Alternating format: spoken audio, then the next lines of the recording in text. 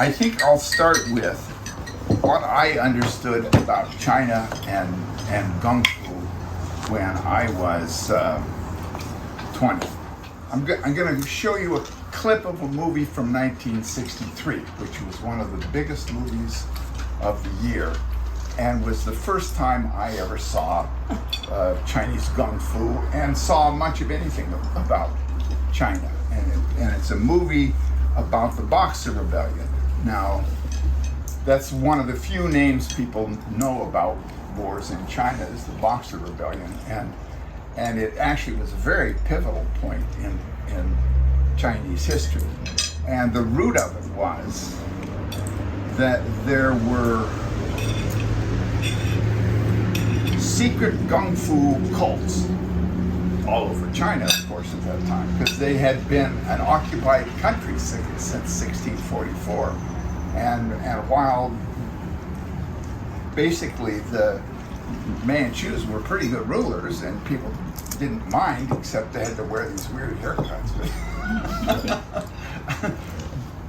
But actually they had pretty good governments, except out in the provinces where oftentimes there were families and groups of people from defeated families that were hiding out in the mountains and retaining the practices that maybe went back in their families for centuries and centuries. Then the Manchus basically made a big wall around China and didn't let anybody in for like 200-300 years. You get your head chopped off for even teaching someone Chinese. And of course, the Western nations thought this was a tragedy that the Chinese couldn't learn about Jesus and establish reciprocal trade relations and buy the wonderful things that they produced. So basically they took their gunboats up the Yangtze River and blew away the Chinese Navy in about 20 minutes, and all the coastal towns, until the Chinese said, "Okay, what do you want?" And they wanted basically to trade, mostly opium. They mostly wanted to sell opium for silver, and they also wanted to have missionaries that they could send to China that would be protected. So the missionaries could come anywhere in China, buy land, establish missions, and live under the laws of the country they came from. In other words, if they were Germans, they were subject to German law. If they were British, subject to British law. And if they converted people, then people could be protected from Chinese law by being under European law and basically protected in churches. And so bandit gangs found this very, very, very, very helpful. They became Christians. So that the Chinese would try to prosecute them, they would say, "We are Christians, you can't touch us." And this created quite a bit of friction in Chinese villages. And in Shandong, there was this arising of anti-foreign sentiment, that they were really destroying Chinese culture and robbing us blind and letting but they knew that the Western nations had lots of guns, which of course had been controlled in China for 300 years. Not the Chinese didn't have guns, it's just the people didn't have guns, just the government. They would let villages have militias, for instance, to protect against bandits. Militias using spears and swords and traditional martial weapons. But like at the beginning of the 19th century, a peasant couldn't have a knife longer than 13 inches. And that was the way they caught the 8 trigrams rebellion in 1813, because they got these reports of blacksmiths making swords longer than 18 inches. So there were these underground martial arts militias, essentially, in these villages to basically keep order as the central government pulled back and back, because they were having to pay reparations to foreign powers, and they had less and less control in the countryside. So essentially, then it was just bandit gangs. And if you lived in a village where people knew each other and there was a structure, they would form militias. And oftentimes these, or we would call them militias, but they were Gong Fu cults, really. They were practices that often were taught by traveling Taoist priests who were teaching him esoteric forms and something more than just how to fight. Taoist priests that were nomadic? Yes, okay. Wandering Taoists. And you know, you go to China today and you go to Taoist monasteries and you look for Taoist priests doing Kung Fu, you won't really find it. And they kind of disavow that Qigong and Kung Fu is really a necessary part of Taoism. But in reality, there were a lot of very serious, very devout internal alchemy practitioners who were Taoists who were also Kung Fu practitioners. In terms of our interests, the guy who taught Gong was such a guy, which was not at all common ever. And at the particular time that it happened, it was very unusual, where you had someone who grew up in a village that had a Kung Fu tradition,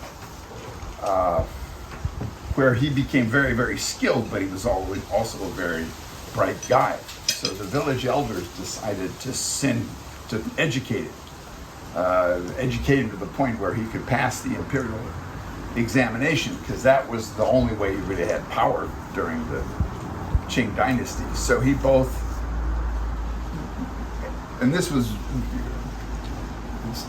is always very unusual, that you have someone who is skilled physically and skilled philosophically, is both literate and a scholar and knows how to use his body. The village Qigong guys, that's for the most part all they knew. And for a long time in China, the Confucian ideal was not to do anything at all. It was just to talk and write. So China became weak internally in a way, and there was this movement at the turn of the century called the Revived China movement,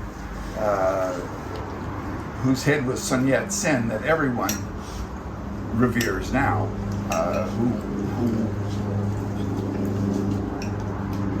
got a Western education in Hawaii, went to Western medicine school, and then became a Methodist, and then came back to China to try to overthrow the dynasty and establish a representative democracy in China.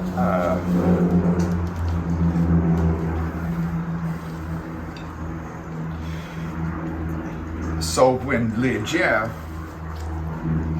actually passed the imperial examination, but was in a fairly rural part of Sichuan, teaching, as well as teaching Kung Fu, I think, because I think he always had a Kung Fu practice, as well as being very literate. He became a convert to Sun Yat-sen's political party during the time of the revolution, Kuomintang. Yeah, this was the revolutionary party that Sun Yat-sen set up to try to overthrow dynasty. And this was happening, and this was active right around the same time of the Boxer Rebellion, but there were two very, very different things. The Boxers were practicing spirit possession. In other words, they would do magical rituals, essentially, to evoke the Monkey King, Guangdong, basically martial heroes, to make them invulnerable to Western bullets. And it was a weird cult. And all these 14-year-old kids believed that they were invulnerable to Western bullets, and they surged up to Beijing and surrounded the Western legation, which was like a fairly huge part of Beijing at this point, that was under European law, and where all the different European embassies were, and they surrounded that with the intention of wiping out the foreigners and driving the foreigners out of China. Particularly the Christians. They were also killing all the Christian converts to cut out this whole business. And what happened was there was a 9-nation coalition of Western nations that put together a modern army of some 20,000 and marched in from Tientsin and wiped them out. Basically killed, well, basically every Chinese they could get their hands on, all the way to Beijing, and then all the surrounding countryside, and they basically looted, raped, and destroyed everything they could lay their hands on. But it was much too big of a country for them to rule. So basically they imposed all these reparations that the Chinese would have to pay them for having to fight this war, and they left.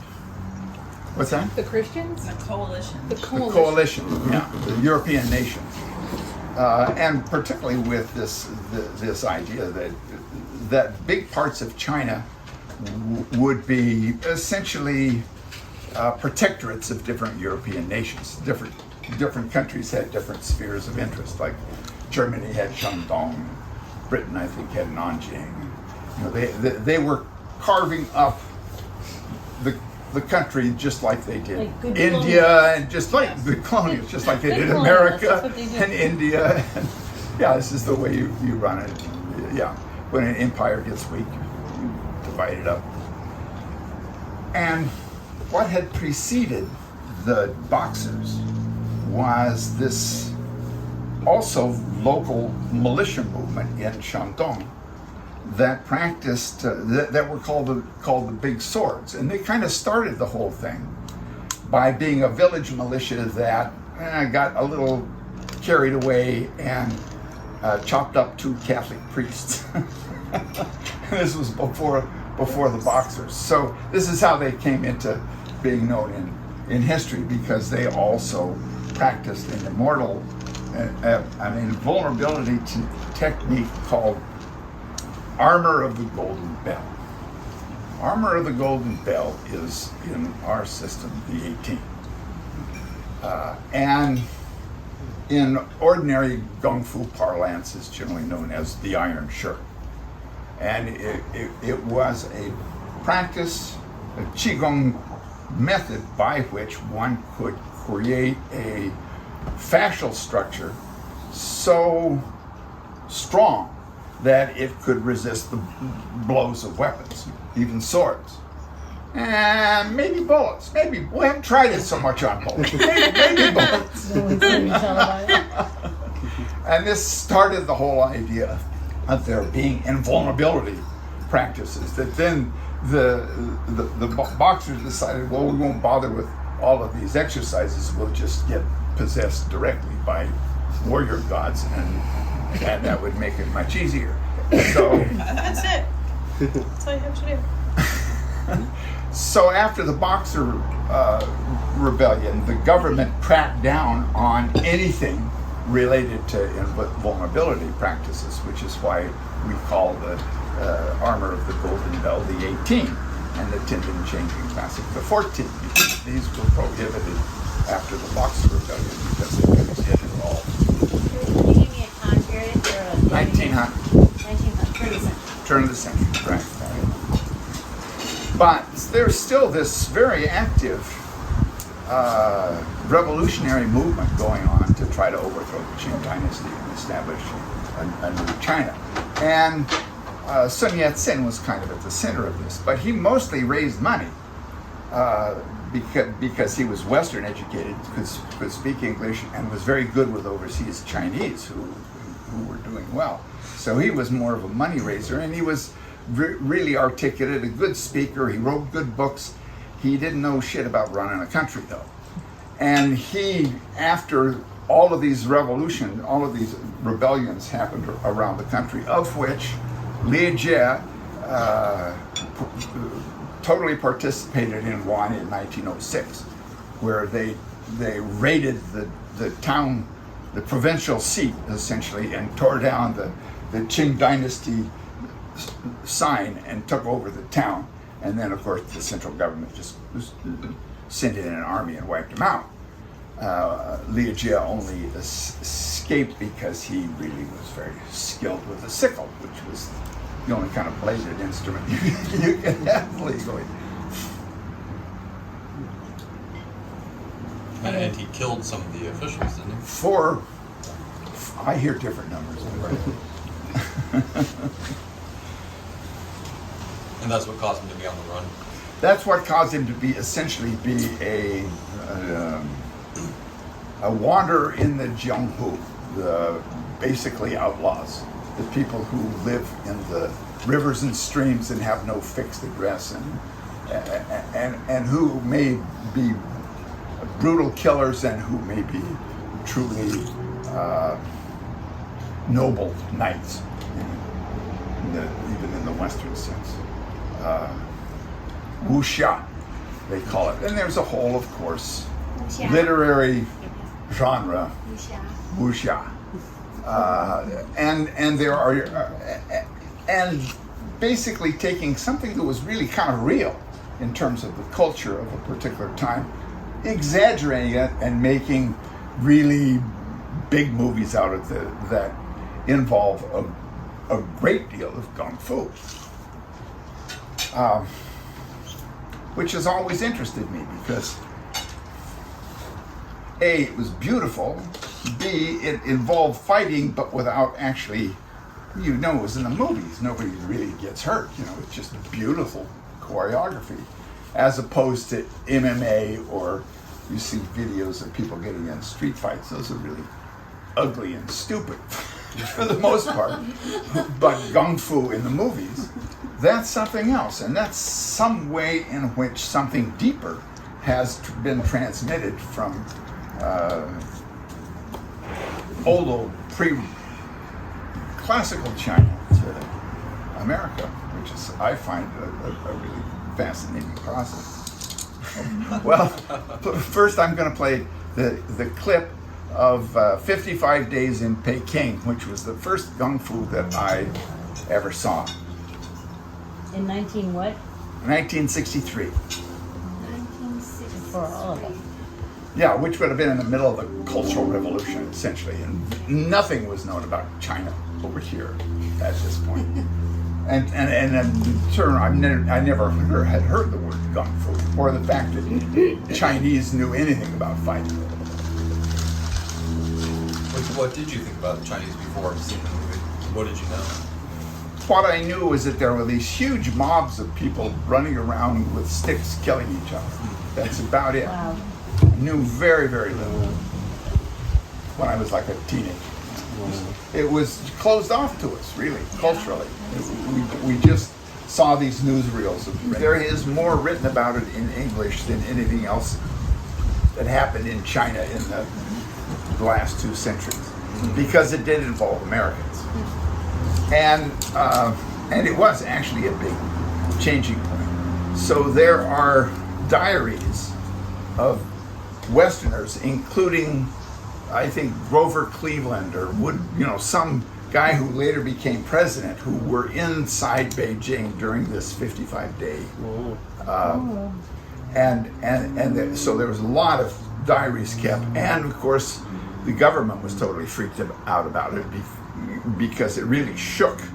The fact is the Dowager Empress had to dress as a patient and escape to Xi'an while they basically looted and destroyed and burned the city, all of Beijing. And they could have held the country if they could have ruled it, but they, but it's a big country, and it was the beginning of basically the Manchus having less and less power, and local warlords getting stronger and stronger, having private armies. And then there, of course, were much more interesting, much more nuanced kinds of movements, like in 1925, after the revolution.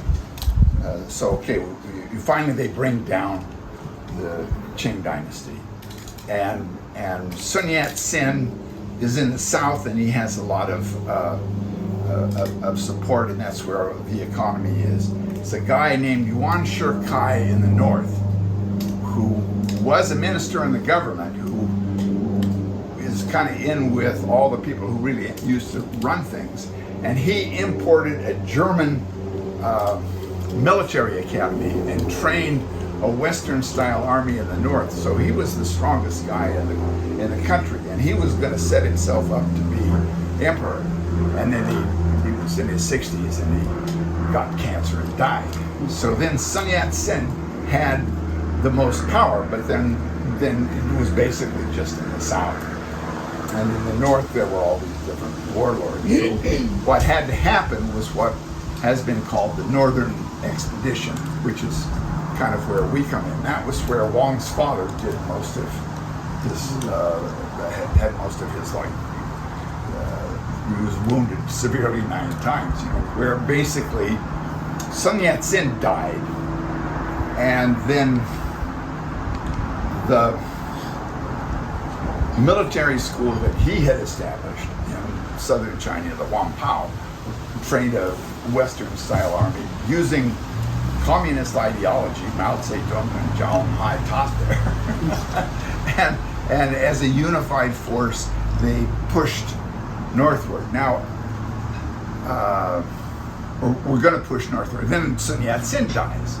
So the guy that inherits his essentially power is this guy named Chiang Kai-shek, who was who had the military academy. He ran the military academy, so he had the loyal to the officer corps in the south. And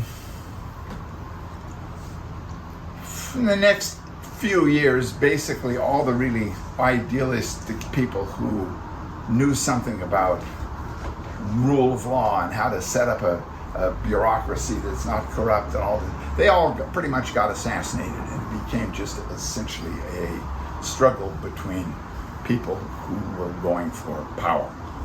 And at this time, there was a convocation on Mount Ume in which Li Jie and all the other people who knew something about Kung Fu gathered and made the decision that, okay, China is at this turning point. Old China is done. It's just going to be a struggle between people who want power now. Who knows how it'll come out? What are we going to do in terms of this situation? What are we going to do with what we know and what power we do have? We really don't have the power to take over a country.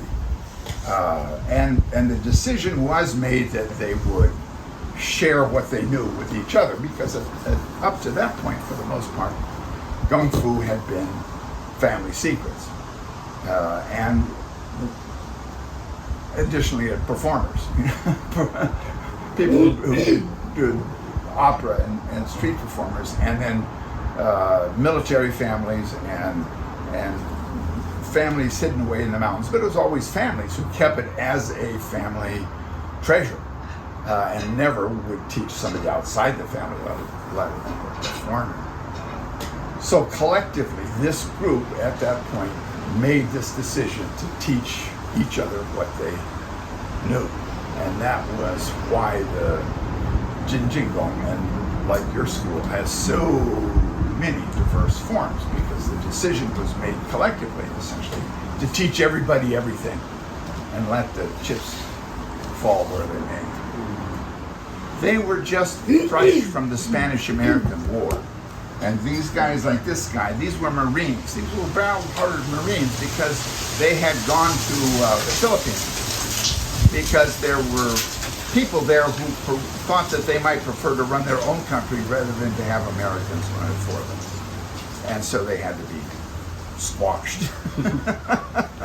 So they were just fresh from suppressing peasant rebellions in Manila, and they knew how to deal with these kind of people. And there were American concessions too. They had business interests, and big business interests. And the fact is, they knew that they had connections in China with people who were interested in American-style government and Congress, like Sun Yat-sen. Okay, this is the Dowager Empress, who basically was the last emperor of China, and a woman, and basically ruled with absolute power. And Only used yesterday I listened to its song. boy Your Highness, relatives as The execution has been stopped. uh, Who? Young Lo. puppets. Your Majesty. But this is the way Western media portrays Imperial Chinese court. I hear only the sound of crows. She is portrayed both in Western movies and in Chinese movies as Your Majesty. kind A violent of wind spoiled and stupid and The Boxers have arisen like the fucked wind of everything the up. rain. And like the wind of I the think rain, that's they will because disappear. the winners write the history. There are books that I've seen. Go ahead, maybe just dim it because she's going to be talking for a while. There's books that I've seen that are biographies May of the her boxers and paint a be very guided different by the picture. will of the She gods. was angling to be like Queen About Elizabeth the II, panel, Your Majesty. to be a figurehead Let his end be a sign and to modernize the people, China. And a warning to the foreigners. And it The didn't colonel's happen that death way. is of no consequence. But his life has set my prince against my general. This is basically showing American Marines coming to Beijing to be at the legation to defend Christians. USA, USA. And how it portrays China is really, to me, kind of fascinating. They have nice quarter horses like in the rest of America.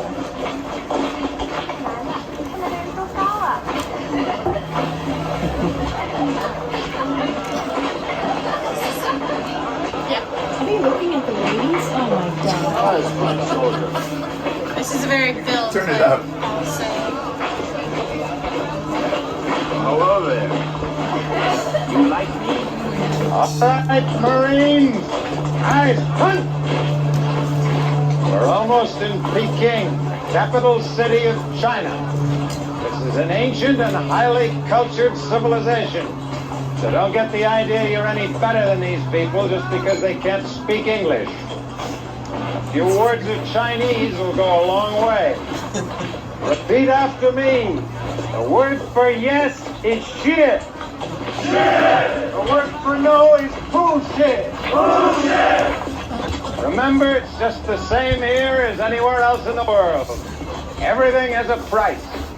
So pay your money and don't expect any free samples. Yes, sir! Yeah. They quite literally raped Beijing. Did they bring the horses from America? All the way to China? Yeah, Like on planes or boats? yeah. Well,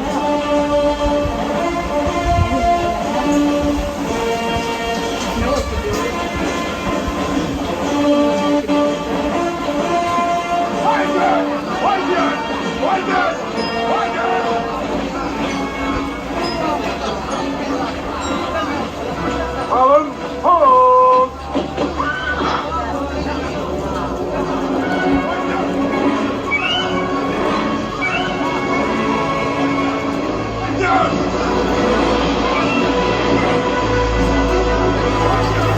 Waterboarding. That's where we got waterboarding. Chinese break did that up, everything. You're gonna stay right here. It looks like it's filmed in the American Southwest. It does. Yeah. It's like Arizona or Yeah. something. Yeah. Yeah, it does. New Definitely not Mexico. Beijing.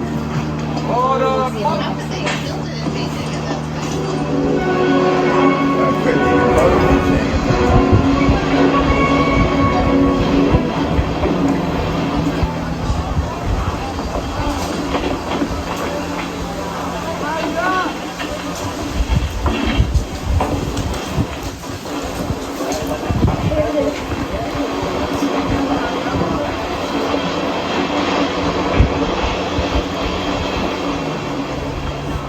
Ni hao. Please tell the Boxer chief I'd like to do business with him. I want to buy that old man. It is British. You're American. $20. That's all they're worth. We're Christian. We'll, 你跟他啰嗦什么东西啊？为什么卖这么便宜？清楚。Tell him I'll only do business if the old man's alive. Nothing if he's dead. 跟你要贵点，跟你要嘛。$40. All right. everything's for sale in a country like this. He's dead. But he say you must pay anyway because you've spoiled the ceremony. Nothing doing. $20.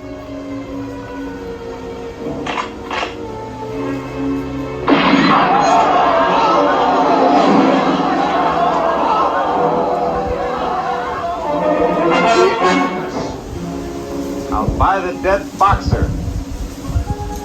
$40. $20. Those weird. He knows how to do business with these kind of people.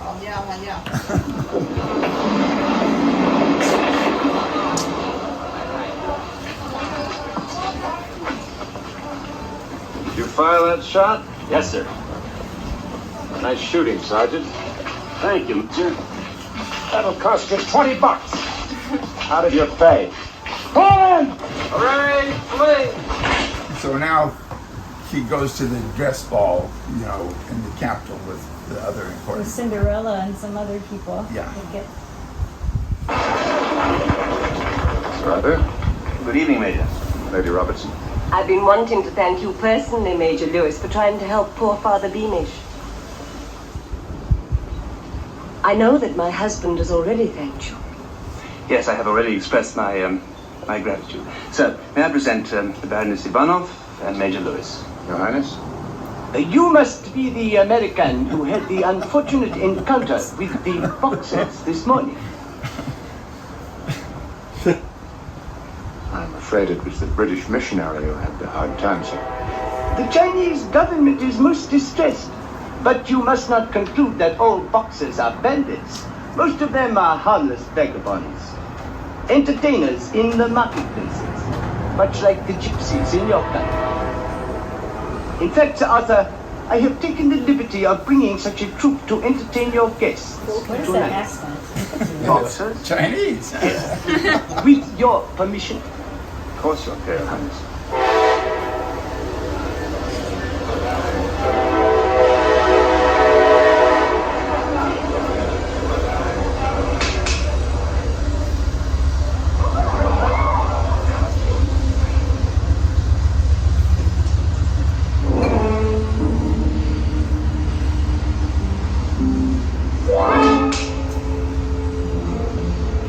How old were you when you saw this film?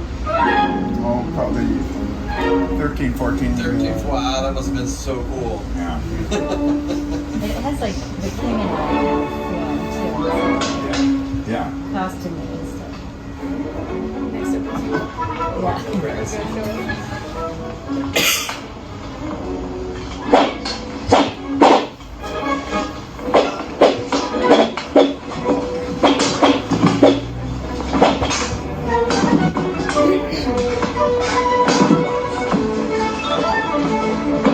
Yeah.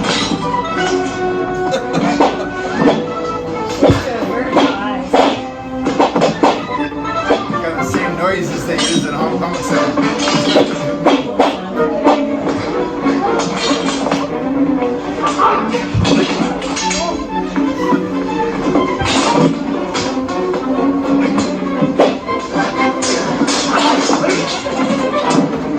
Things. Natia. Uta. Bio. What's that? What they, was that It's kind of Chinese-like, isn't it? Oh my god. It's embarrassing. It is embarrassing. So bad. Or he's gonna make them. He wants you to take the sword and try to strike him. Try it, Major. Seems to be part of the performance.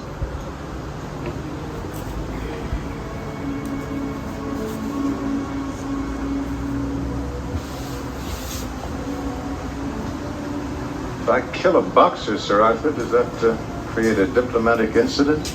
There is no danger. Can't fool a wily American. I'm a Marine. Uh-oh, we're paused. We're having some issues.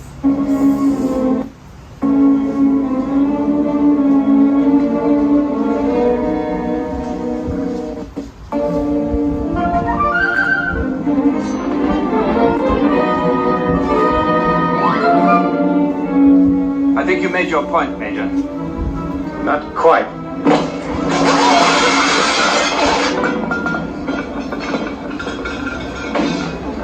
Bravo!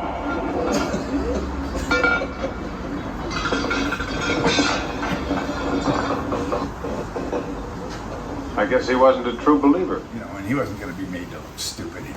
So he turned the tables on him. Poked the knife in the other guys. To show how unprepared he was or something. I don't know if you guys know who that was. Charlton Heston was the star of the 60s for American men. He played both Moses and Ben-Hur. He won Academy Awards. He was like the toughest, coolest American we had.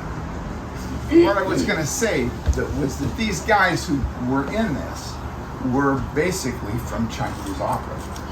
And in reality, the understanding that we have of Chinese Kung Fu mostly came through guys who were trained in Chinese opera, which is really interesting. There were families of these guys who basically, and I've got this clip from this Chinese movie, you know, where the Dowager Empress is watching Chinese opera, and you can see what it was, and it's incredibly boring. But a lot of these guys saw what was coming when Hong Kong became connected to the West, and they started making movies, and they are still today the best choreographers. They have invented this art of creating the illusion of fighting that's beautiful, that I find really, really fascinating. And they have gone out and absorbed stories from schools like your school and my school, where they were not performers. Right. and just teaching it to outsiders was a very, very big deal. And they have gone out to schools like that and learned about all of those different styles, and so they portray these stories in these wuxia movies, which are, some of them are very, very interesting. And there are certain definite rules about what a wuxia hero is like. First of all, he has to have learned through hard work and years of difficult practice an art that nobody else knows, with which he can fight. He also has to have developed some sort of force within himself that he can project out and use to fight. He also has had to have developed Gong, light Kung Fu, where you can jump up on top of buildings and fly through forests. And they have to have virtue, they have to have integrity, they have to have nobility, and they have to have learned it directly from someone or in a school. And this was a real thing. The only thing Wong said, that actually all of this stuff exists, or existed in China, except the flying through the air part. He said he never saw anybody flying through the air. But all of the other stuff. Climb the walls, though. Yeah. They could climb the walls. Yeah. This kind of stuff that they develop now, leaping across walls. And, yeah, they had, but what they have in the movies with harnesses, and all of it is exaggerated. You know, all of it is more, but the fact is there is a root of truth in all of it, including secret societies of people who teach secrets that go all the way back and are only practiced and are only taught in certain conditions to certain kinds of people. So let's start the main feature. Call of Heroes, which is an American made-up title This movie was released I think in 2016 maybe. So it really shows how it's come from. And the choreography is Sammo Hung. Sammo Hung grew up in a Chinese Beijing opera company where he and Jackie Chan basically practiced kung fu 9 hours a day and singing 6 hours a day and never learned to read. It was very, very intense school. It's a great movie called Painted Faces that Sammo Hung made about how they grew up. And they are the people who have invented modern fight film choreography.